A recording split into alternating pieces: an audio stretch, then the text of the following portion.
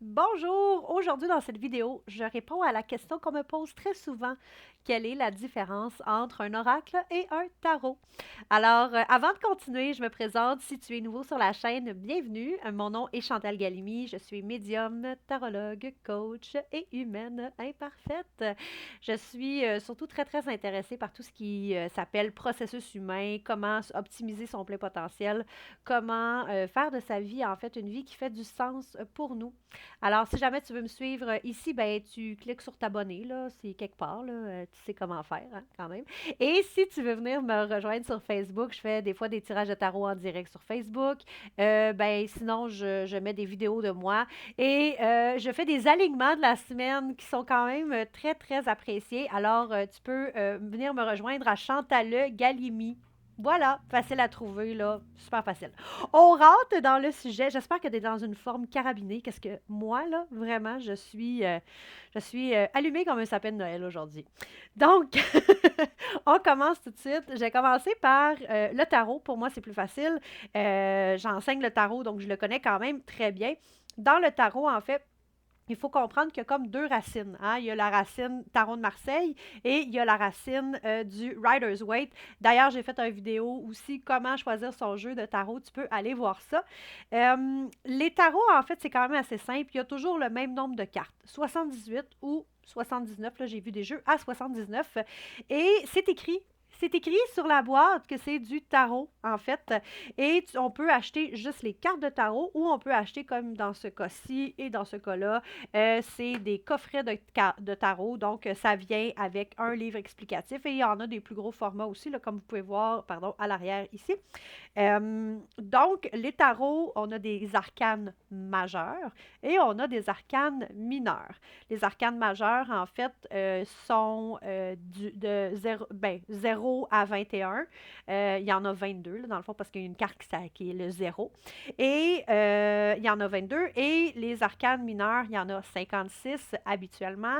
Et elles sont divisées en 4 sortes. En fait, un peu comme un paquet de cartes normal, finalement, on a le cœur, pique, carreau, trèfle.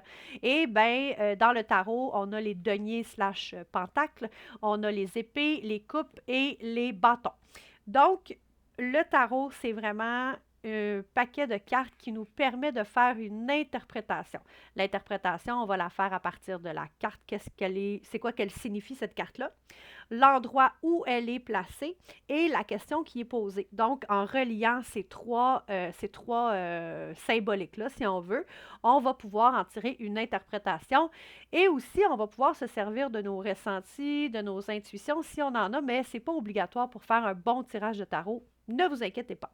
Alors, ben c'est ça, le tarot, en fait, vous allez le voir, c'est bien écrit. Et je vous présente les oracles. En fait, les oracles, il n'y a pas nécessairement de règles pour être un oracle. Donc, vous avez ici l'oracle des déesses de Doreen Virtue. Vous avez ici Work Your Light de Rebecca Campbell.